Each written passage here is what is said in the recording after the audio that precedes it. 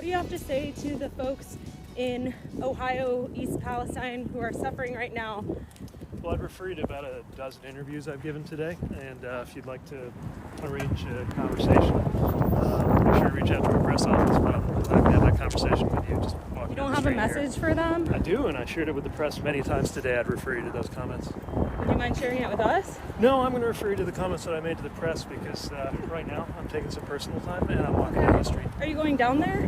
What's that? Are you going down there at all? Yeah, I am. When are you going?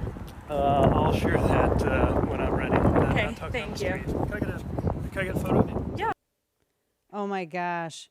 You are kidding me. So that's the Transportation Secretary. I'm taking some personal time. I'm taking some personal time.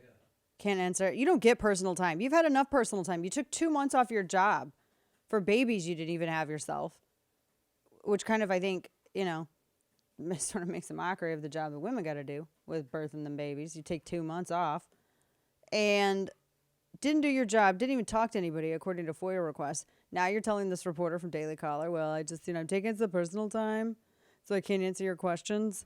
Why don't you go ahead and take some personal time right the hell out of the office? Yeah. Should do that. Welcome back to the program. Top of our second hour. Dana Loesch here with you, your lovable curmudgeon. You can listen, folks, from sea to shining sea.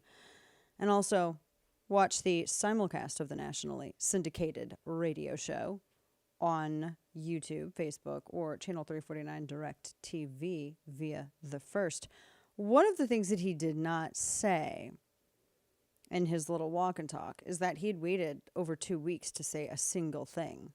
He didn't speak up about all of it until people all over Ohio were complaining about the sore throats and the symptoms that they had, and talking about the dead wildlife and their pets getting killed and all kinds of stuff.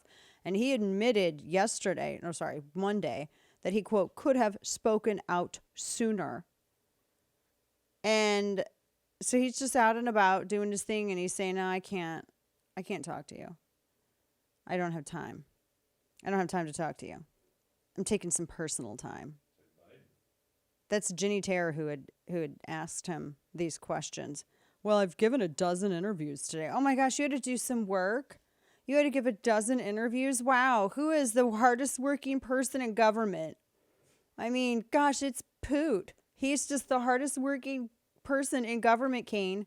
Stop asking. He's had to give tens of interviews. Tens of interviews, guys.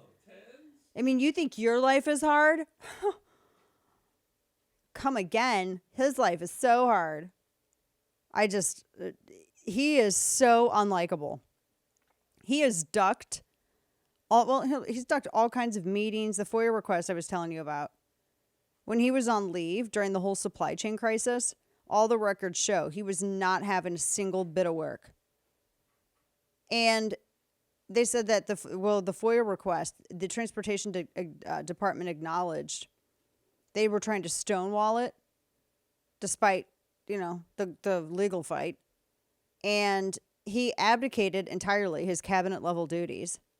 He was literally not doing any work for 2 months in the middle of a supply chain crisis. By the way, he took 5 times the amount of leave than 70% of dads who take time off for a newborn. 5 times the amount of leave. That's crazy. 70% of fathers who take time off for a newborn don't get that kind of time. And he said at the time, quote, well, given the nature of my job, when you take a job like mine, you understand and accept, you're going to have to be available. He goes, and I did, even if I had to make a decision from the hospital room, except the FOIA requests show that he actually did not take any. He was MIA for 2 months. That department ran itself. He entirely abdicated his duties. And every single time, like for instance, all these lawmakers, when they reached out, he declined invitations to discuss bridge funds or this highway project or this or that. Chuck Grassley's office had shared one reply he got. Quote, unfortunately, the secretary is on leave due to the birth of his twins. That's going to lead to a delay in possibly scheduling in the future. He was completely MIA. And I mean, this was in the fall of 2021. He wasn't even a year into his job and he took 2 months off. That's more than a lot of people. I mean, again, more than dads get. It was 5 times the amount of leave that dads get.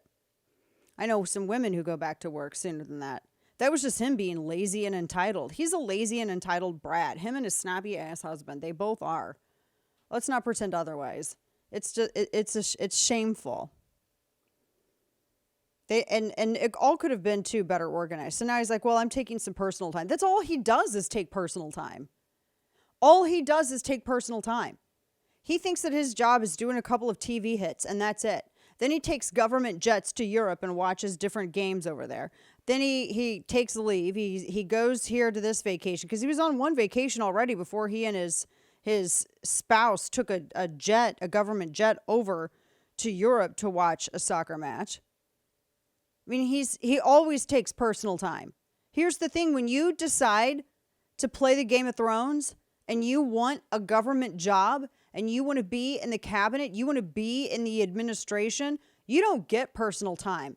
You are ours.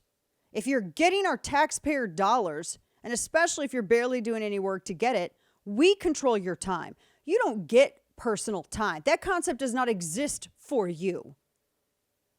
You are not special because you're in an elected office and you get to say, oh, well, or an appointed office, and you get to say, well, this is my time. You don't get that.